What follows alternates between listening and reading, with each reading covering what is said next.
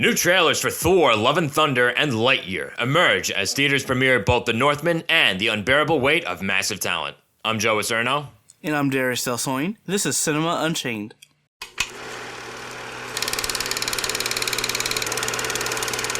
All right, folks, welcome to the Cinema Unchained podcast. We got an episode that, quite honestly, is going to be a lot of fun for you all today. Now, before we get into the trailer for Thor, Love and Thunder, don't forget to like, follow, share, subscribe, and hit the bell to get all notifications, whether on YouTube or wherever else you get your podcasts. Now, before we review The Unbearable Weight of Massive Talent, at long last, I'm going to say at long last because it feels like we've been waiting for this for a while, we got a trailer for Thor, Love and Thunder. And what this seems to be about, it seems to be centered around Thor's retirement and his soul-searching, for lack of a better word, being interrupted by Gore the God Butcher, who seeks to wipe out the existence of the gods. And this is a pretty short trailer, it's a teaser trailer, and it already seems to have a lot going on. There's the idea of Thor, quote, finding himself, right? Yep.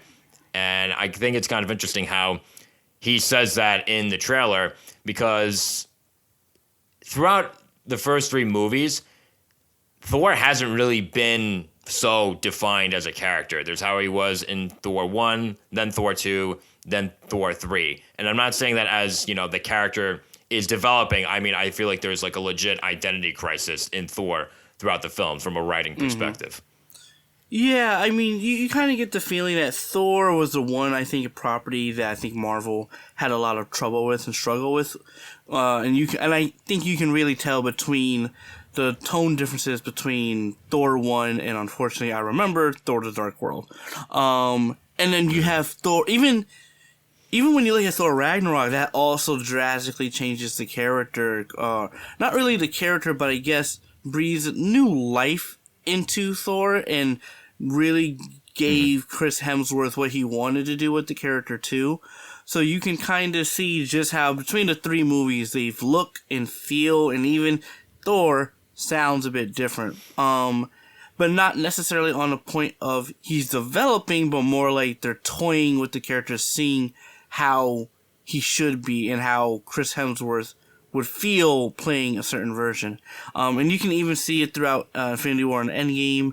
My favorite interpretation, to be honest, is still Infinity War version of Thor. That's just, to me, that's the God of Thunder. But even with Thor 4, unfortunately, Love and Thunder, like you said, he's going through it again, and I'm a bit mixed on this movie. Yeah, I mean, I think it's just one of those things where, the first, it almost feels like with the radical shift in tone between the second and third movie, like I almost wanted to erase, what happens in the first and second movie.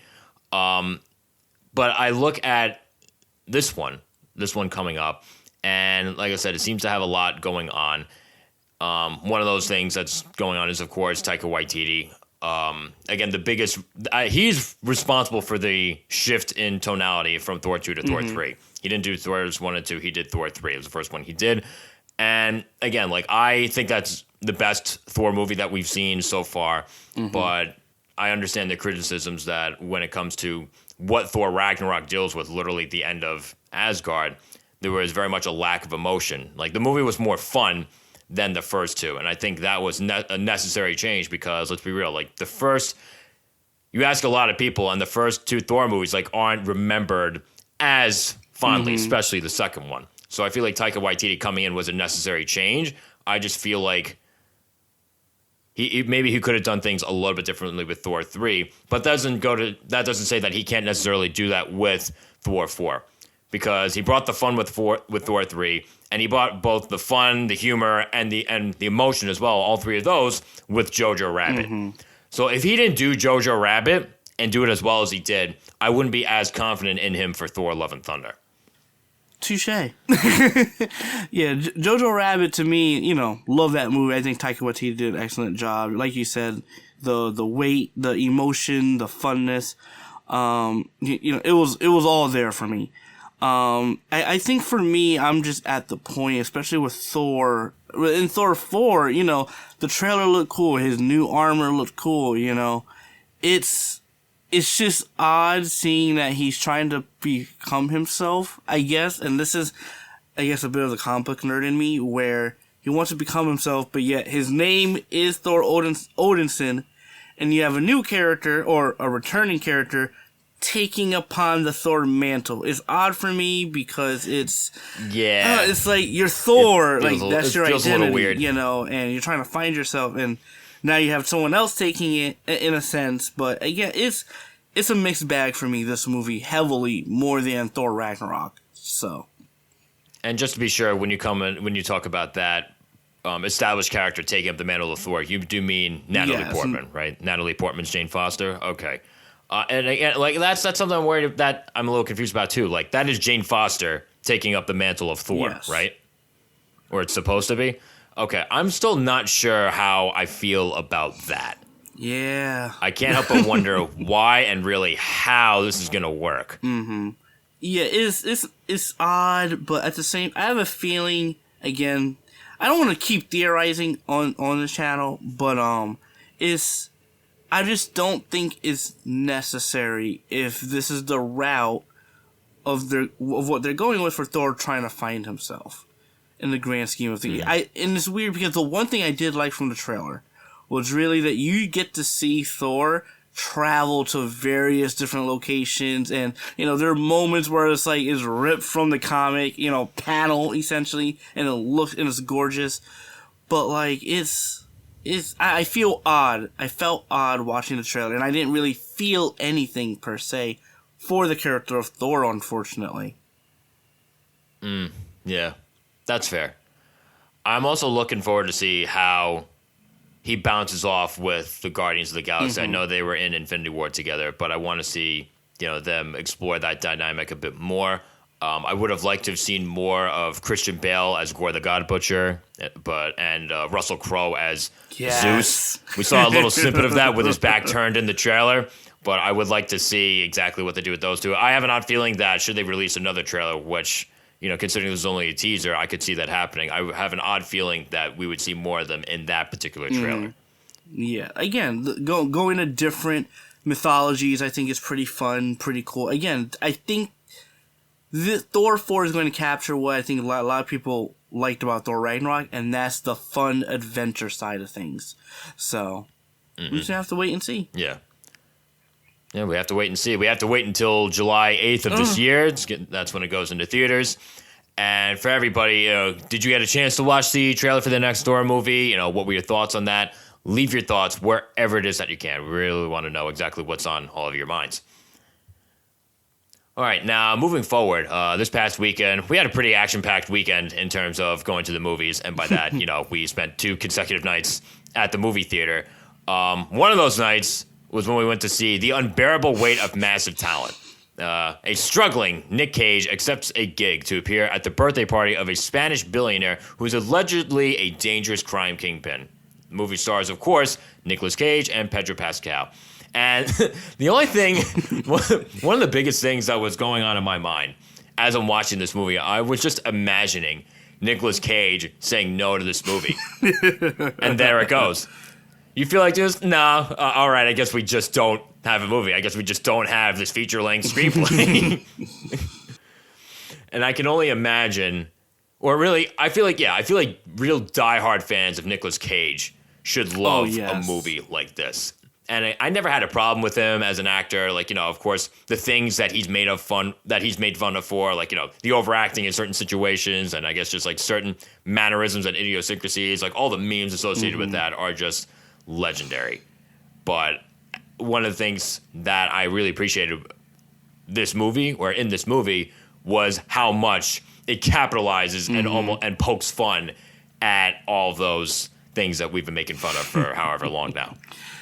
Yeah, absolutely. This movie, as I'm watching, I'm just like, this is bonkers. This is crazy. This feels like it's just a Nick Cage movie going on in his head, in a sense. And I like that. I like that a lot. Yep.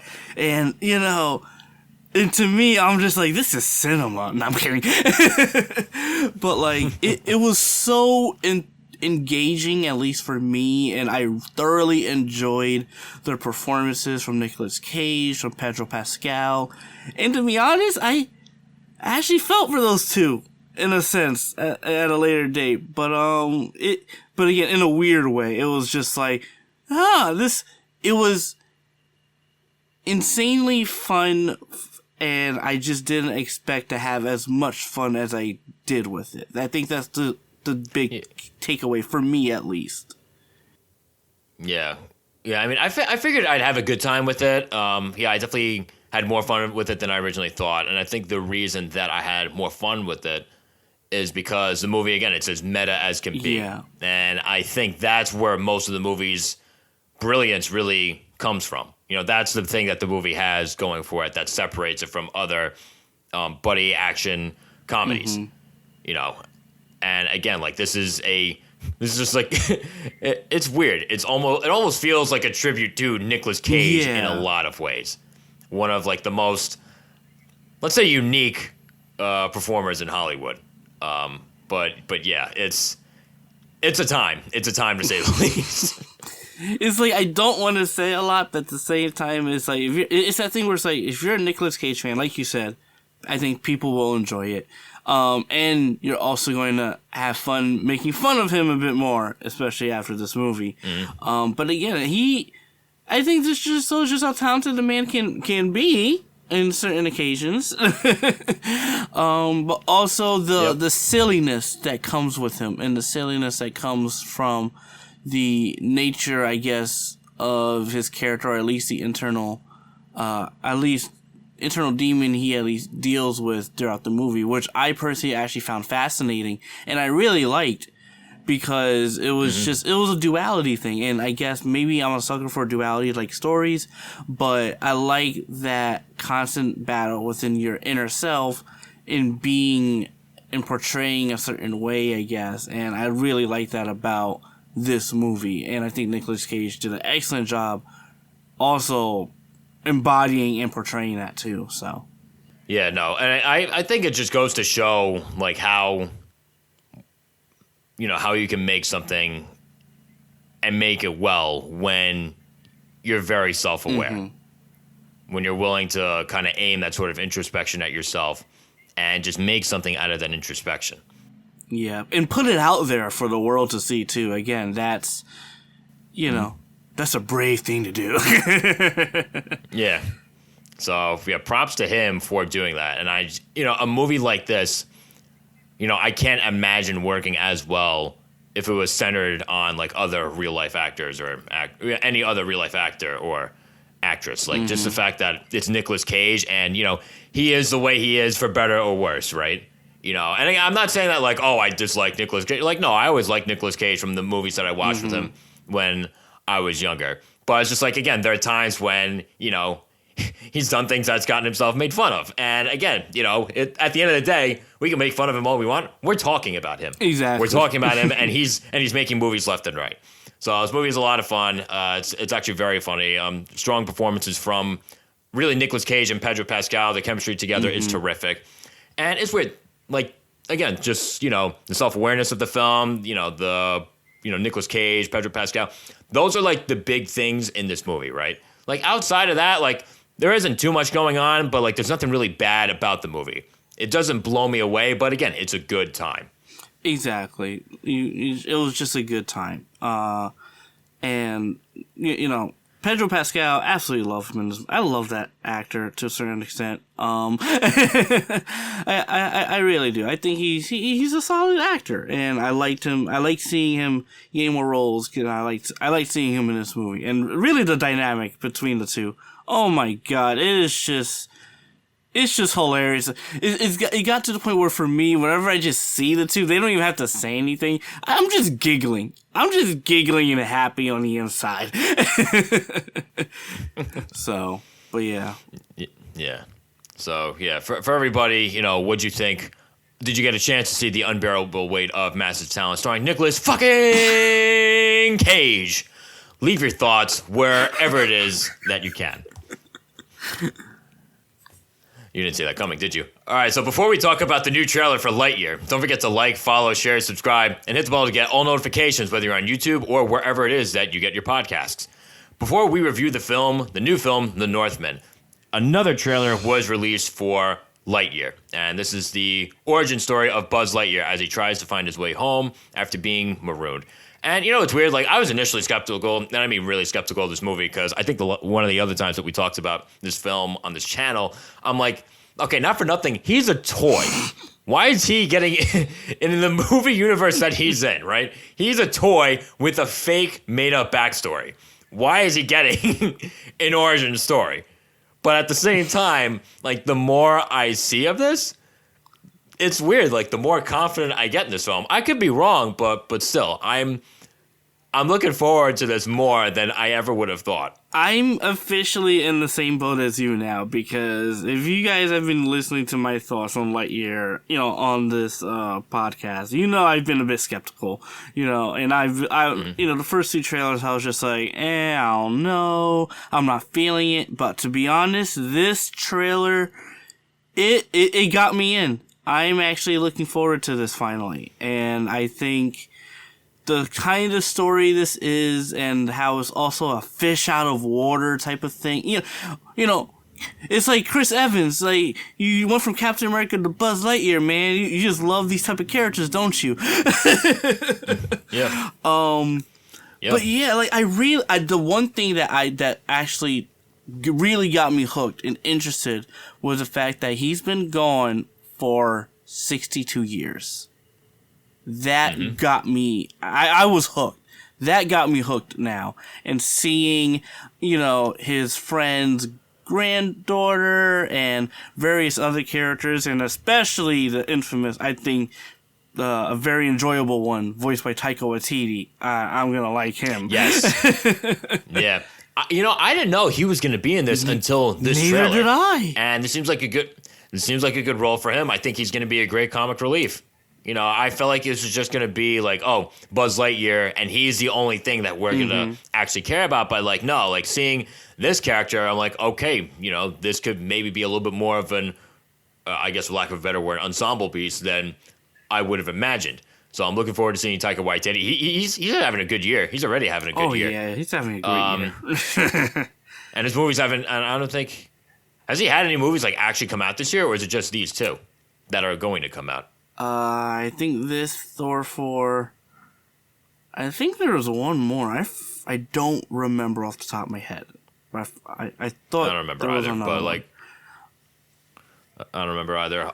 But yeah, Chris Evans is Buzz Lightyear. I'm sure he'll be fine. I'm sure he'll be okay. But at the end of the day, he's not going to top Tim Allen. There's no doubt in my mind about that. He's not topping Tim Allen. Tim Allen, that role will always belong to him, in my opinion. Yeah.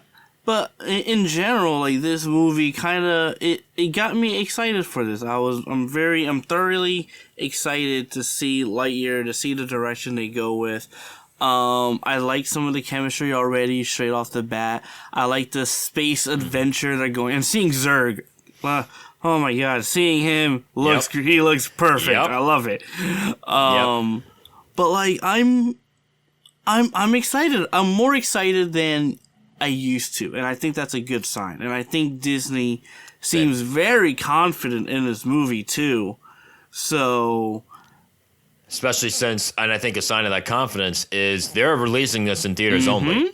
They're not even putting it on Disney Plus. So, unlike a certain movie that I really liked that came on Disney Plus only, Turning Red. Yeah, honestly, that would have been great. That would have been great in theaters. I think that would have done well in theaters. But besides the point, like I said, the more I see of this movie, the more I look forward to it. We definitely got more of a look at the world and the story of this film, and both of which seem interesting.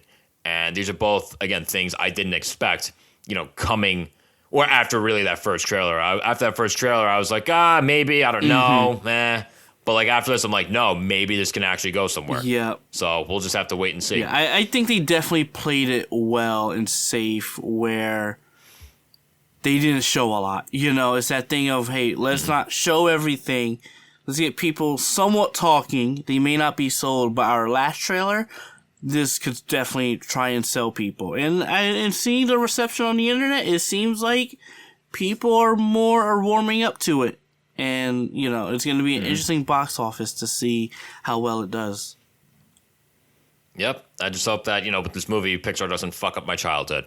All right, now for all you guys, you know, why wouldn't you still be with us?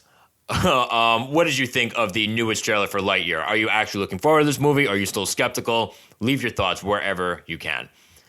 And now, to cap off the show, we're going to review the new film, The Northman, which follows a Viking prince as he seeks revenge for the murder of his father. Now, one of the things that snuck up on me with this movie, that log line that I told you, seems fairly simple. And it's weird. It kind of starts out that way, but it evolves into something much more complicated from a story point of view, really from an execution point of view overall. This was, in my point of view, a stunning experience, and I think that has to do in large part with, again, the execution of this film. Robert Eggers, this is the same guy who did The Wish, this is the same guy who did The Lighthouse. He masterfully directs this film, and I love how one of the things that he does is he expands the scope of the kind of movies that he makes. You know, The Witch and The Lighthouse, I'm sure they were challenging productions. The Lighthouse in particular, I'm sure was a very, very challenging production, but not like this. Not like this, especially considering it was on a bigger scale, considering all the studio interference that occurred too. Like, this is something I'm sure that was very tough to make, but the scope never goes to the wayside. The ambition, you could just see the ambition. You know, the action sequences are absolutely incredible. And like I said, job well done to him. Now, Darius, just out of curiosity, have you seen his other films? Any of his other films? Definitely Lighthouse. So, and I love both. But for me, again, I'm the big proponent that got me interested in this movie was specifically the Viking era and Norse mythology. I love Norse mythology. I love the Viking era. And so I kind of came in with a point of view to be like, how intimate and realistic as far as how they were kind of back then is this going to be? And my God, it blew my socks away. This felt, again, and this is, I have to harp into what you said about Dune. This is why we go to the theaters. You know, this is why we have that theater experience. The amount of depth this film had from a story perspective and even visual perspective, again, it felt that every frame, every shot intended was necessary and carried a certain emotional weight to it that I don't think you can really pluck out necessarily. Like, this was carefully edited and carefully directed to meticulously, in my opinion, to the point where I was just like, this is just phenomenal. And I had a fantastic time with this movie.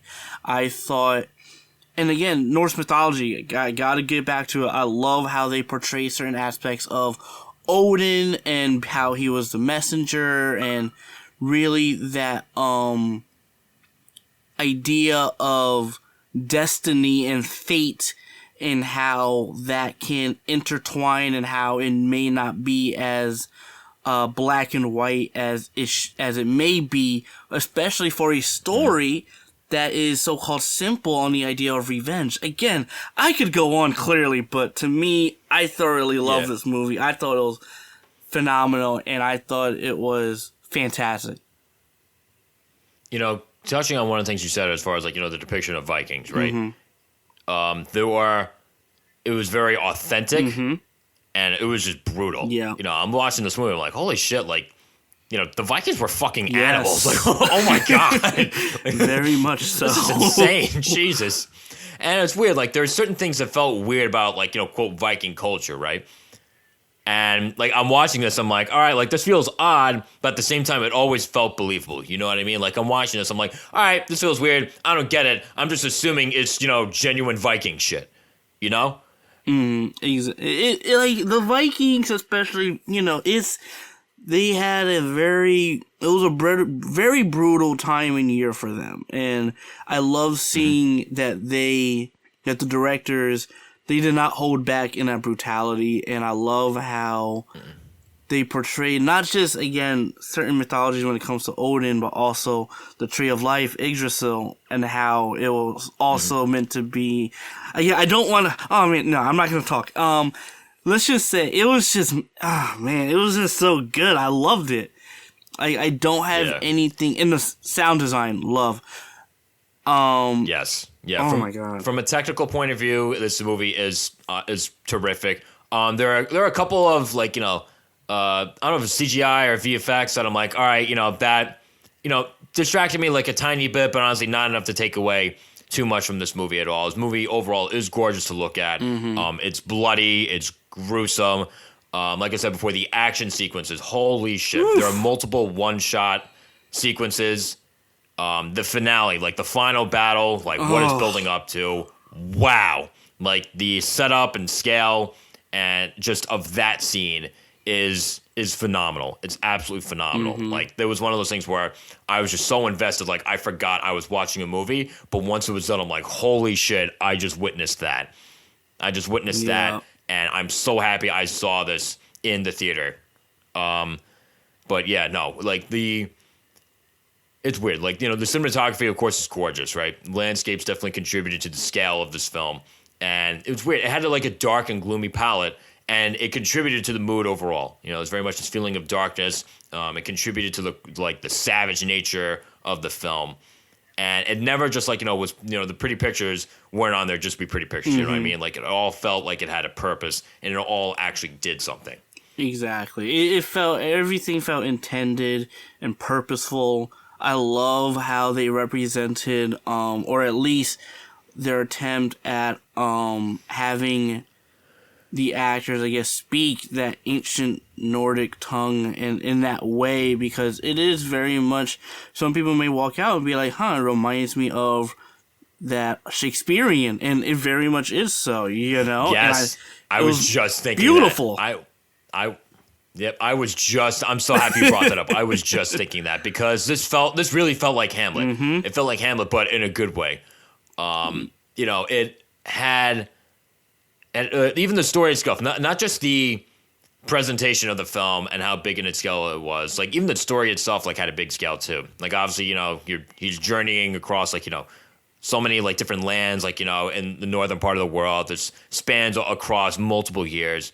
And again, starts out feeling the straightforward revenge story, but it turns into more based on what you were saying with, the themes of destiny and conquering destiny. There's a plot twist in this film too, which is something I didn't expect with this kind of movie.